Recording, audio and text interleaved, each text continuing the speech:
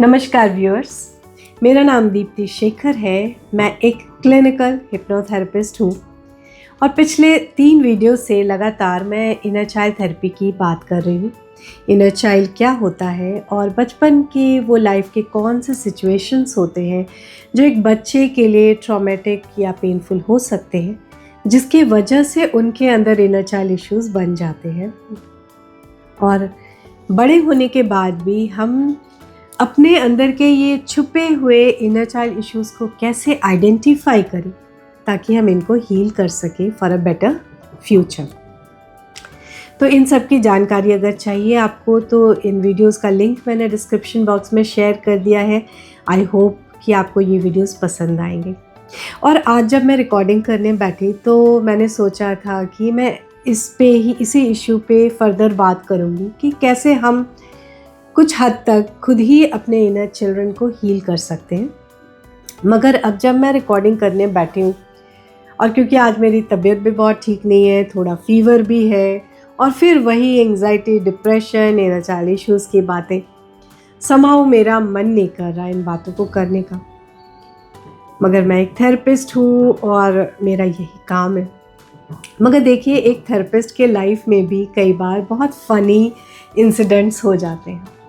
जैसा कि अभी मुझे याद पड़ता है, आज से लगभग 6 साल पहले जब मैं नई थेरेपिस्ट बनी थी तो मेरे पास एक लेडी आई अपना कुछ इशू लेकर।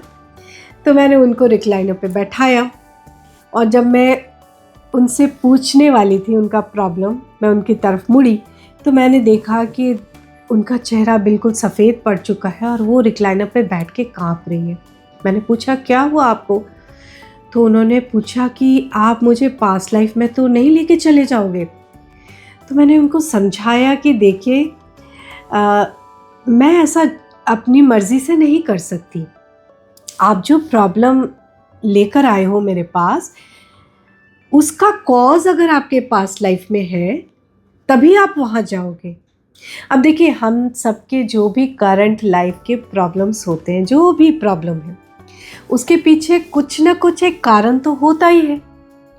अब वो कारण आपके पास्ट में होता है, हो सकता है कुछ बचपन में आपके ऐसी बात हुई हो जिसकी वजह से आज आपके लाइफ में प्रॉब्लम है, या मे बी जब आप अपनी मदर्स वूम में थे तब कुछ ऐसी बात हुई, या हो सकता है in one of your past lifes. अब देखिए, आपके हो सकते हैं बहुत सारे पास्ट लाइफ्स रहे हैं, इनमें से किसी एक पास्ट लाइफ में कोई ऐसी घटना हुई हो, कोई ऐसी बात हुई हो जिसका इफ़ेक्ट आज भी आपके लाइफ पे है, तो आप वहाँ ऑटोमेटिकली पहुँच जाओगे। ये मेरे हाथ में नहीं है।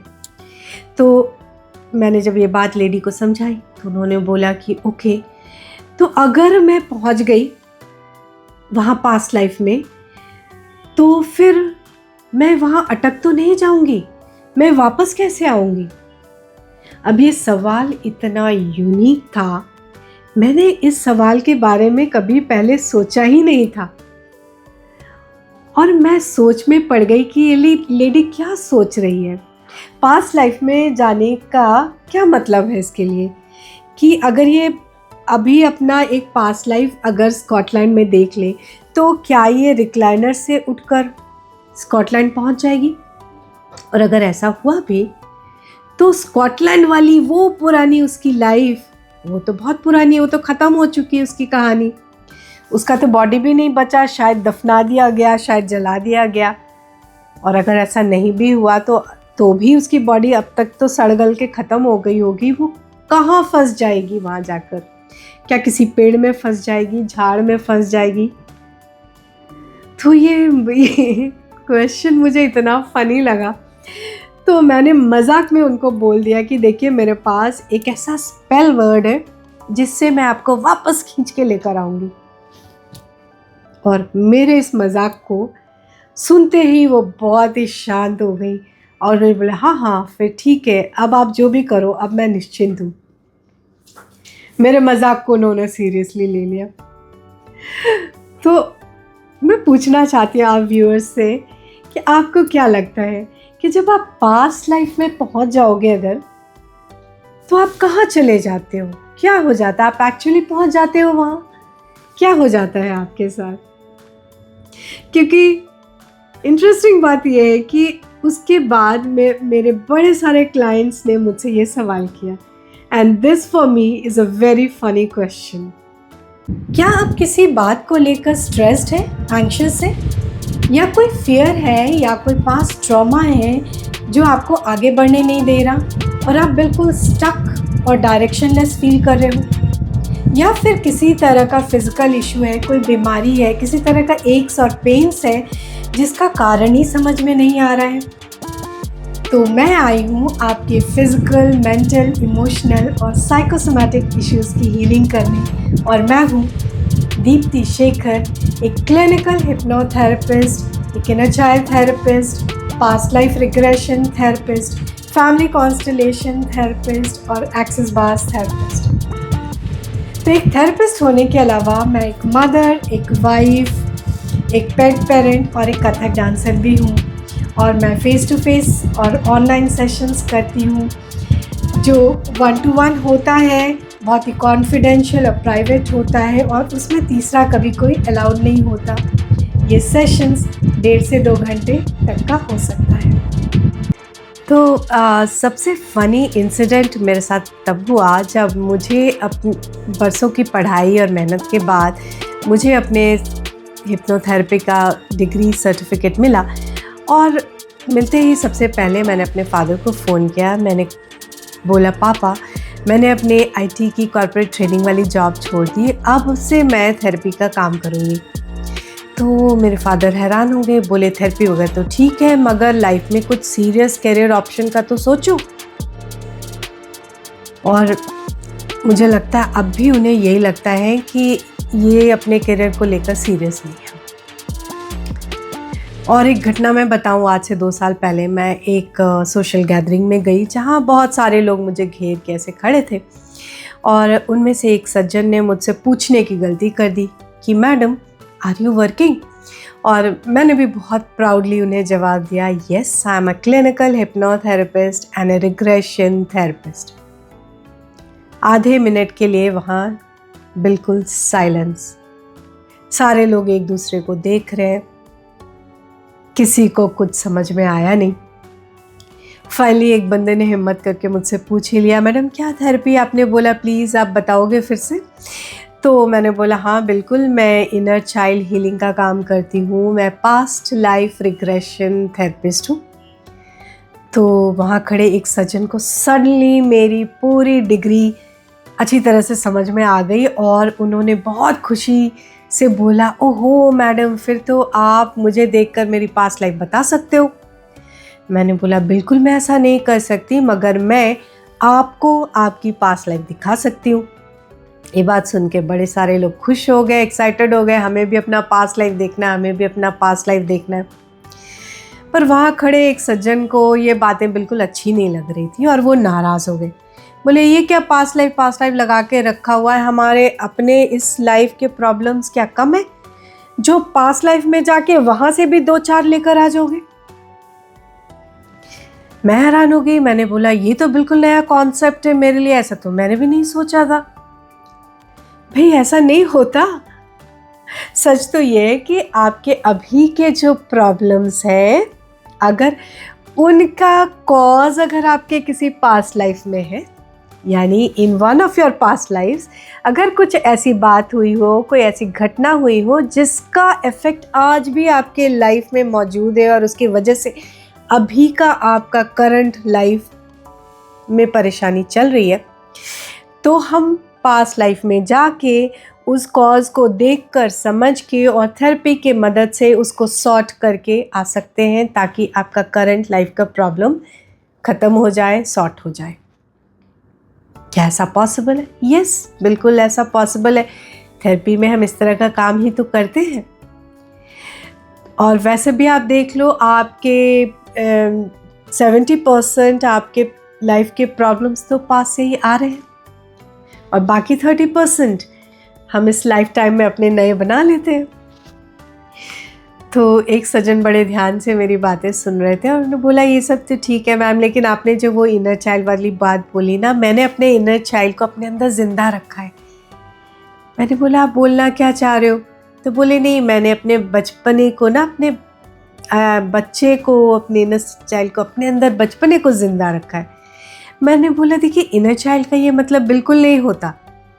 इनर चाइल्ड का मतलब होता है कि वो वुंड्स, वो घाव जो आपको शायद बचपन में मिले हों, जो अभी भी हील नहीं हुए आपके अंदर है, जिनको याद करके आप आज भी रो सकते हो, है ना। क्योंकि हो सकता है बचपन में आपके साथ किसी तरह का फिज़िकल अब्यूज़ हुआ हो, मार पीट किया गया हो, आपके साथ किसी तरह का सेक्सुअल अब्यूज़ हुआ हो सकता है आप डिसफंक्शनल फैमिली में पले बड़े हों और आपको मेंटल इमोशनल नेगलेक्ट मिला हो, आपको किसी तरह का इल ट्रीटमेंट मिला हो, बहुत बुरी तरह से मारा पीटा गया हो, 4 लोगों के सामने ह्यूमिलेट किया गया हो, नालायक नकारा महसूस कराया गया हो। ये इन चीज़ों के जो घाव है वो आज भी आपके अंदर मौजूद है। हो सकता है कुछ इस तरह का बहुत दुखद हुआ हो और वैसे में आपने कुछ ऐसा सबकॉन्शियस वे में कुछ ऐसा फ़ैसला ले लिया हो उस ट्रॉमेटिक मोमेंट में, जिसके वजह से आज आपके लाइफ में प्रॉब्लम चल रहे हैं। हो सकता है टॉक्सिक रिलेशनशिप चल रहे हैं आपके लाइफ में, हो सकता है लगातार हेल्थ इश्यूज़ हो रहे हैं, हो सकता है फाइनेंशियल इश्यूज़ चल रहे हैं, हो सकता है बचपन के लिए हुए कुछ सबकॉन्शियस डिसीजंस आपके लाइफ में बड़े होने के बाद प्रॉब्लम्स क्रिएट कर सकते हैं।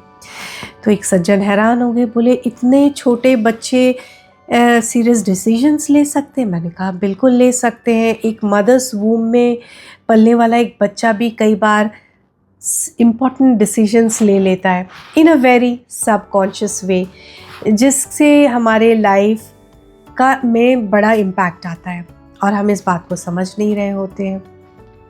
जैसे हम बड़ों के अंदर एक हमारा बचपना होता है, वैसे एक बच्चे के अंदर उसका एक बड़ा वाइज सेल्फ भी होता है, राइट।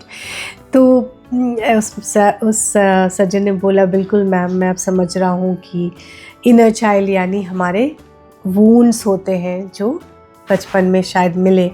मैंने कहा देखिए, इनर चाइल्ड केवल वूंड्स, मेंटल इमोशनल वूंड्स नहीं होता, इनर चाइल्ड में एक एनर्जी कंपोनेंट भी होता है। अब इसका मतलब ये है कि क्योंकि हम एक सोल है, आत्मा है, एनर्जी जो कि इस ह्यूमन बॉडी में रहते हैं, तो जब हमें एज अ चाइल्ड, जब हमारे साथ कुछ ऐसी घटना होती है जो हमें ट्रॉमेटाइज कर दे, है ना, तो हमारे एनर्जी का एक हिस्सा, एक टुकड़ा हमसे अलग हो जाता है और फ्रीज कर जाता है।